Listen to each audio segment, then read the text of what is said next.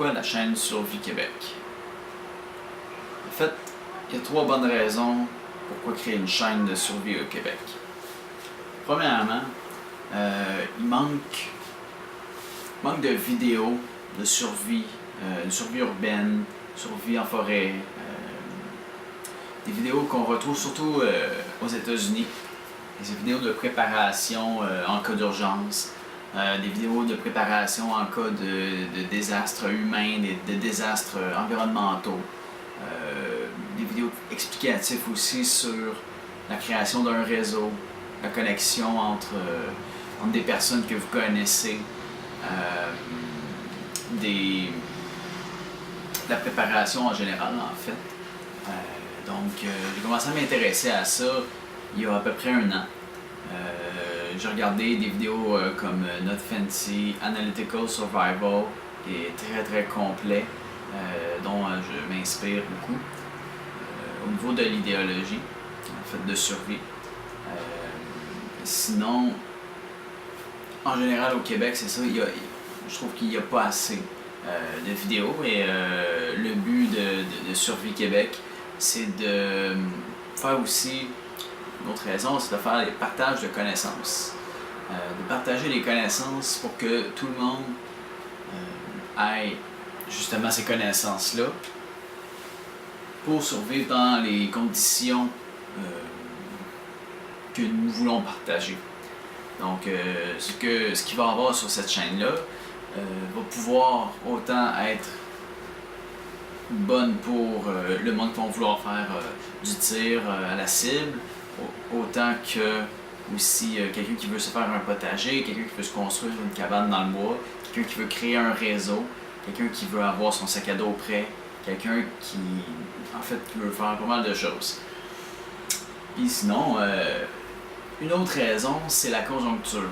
Donc, la situation géopolitique actuelle fait en sorte que on est mieux d'être plus près que pas assez.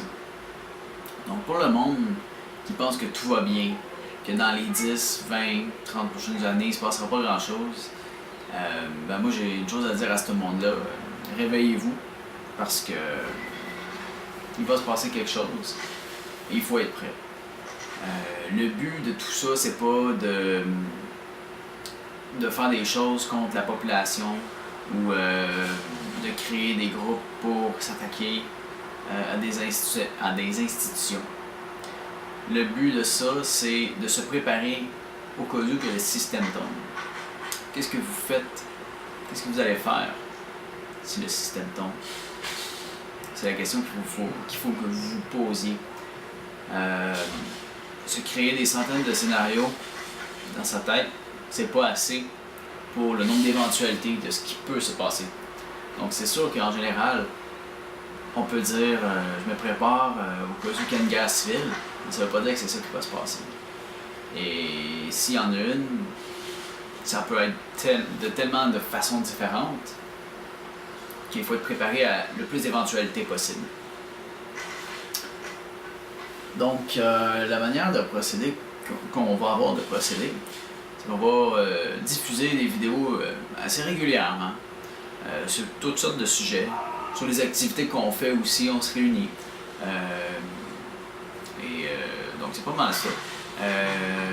On va toucher plusieurs sujets. En fait, moi, les sujets qui m'intéressent beaucoup, c'est le tir. J'ai été dans l'armée, j'ai fait les cadets aussi pendant 8 ans. Donc j'ai une bonne base, je tire depuis que j'ai 11 ans, je suis très à l'aise avec les armes à feu. Sinon, le côté militaire aussi je connais, le côté survie urbaine, le côté survie en forêt aussi beaucoup, ça c'est important aussi à savoir. Sinon, les petites choses ici à gauche, à droite, les préparations à la maison, accumuler de la nourriture, des choses comme ça, de l'eau, avoir des caches, se créer un réseau. Ça, c'est des choses qui sont très importantes aussi à savoir, à faire et à partager aussi avec les autres. Donc, sur ça, je vais vous laisser regarder la chaîne et bon visionnement. Merci.